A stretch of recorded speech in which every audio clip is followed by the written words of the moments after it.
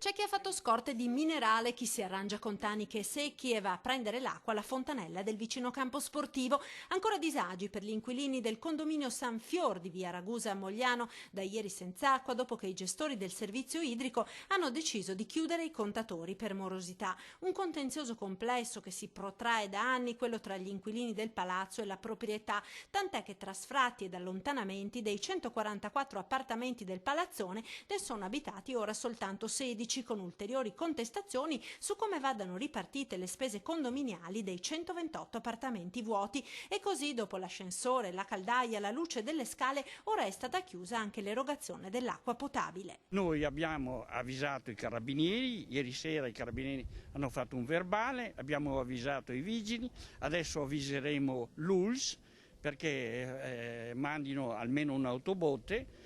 Tra l'altro ci sono bambini piccoli che bisogna lavarli quotidianamente e quindi si immagini la disperazione di questa gente.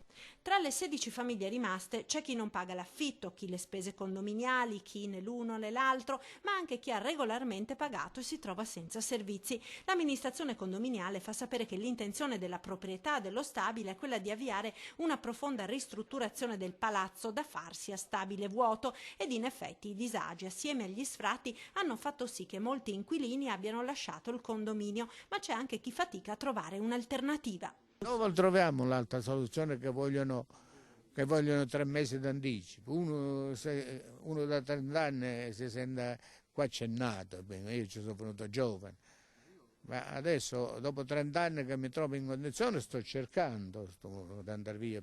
Il caso di Mogliano, pur con le sue specificità, non è che uno dei tanti che si verificano nella Marca a causa delle difficoltà economiche delle famiglie nel pagare affitto e condominio. Nell'ultimo anno sono stati oltre 1 migliaio gli sfratti per morosità, ma secondo i dati del Sunia sono molte di più le famiglie che hanno dovuto lasciare la casa dove abitavano cercando alternative all'affitto. Da parenti oppure alla buona dai genitori e altre soluzioni, qualcuno finisce anche in garage.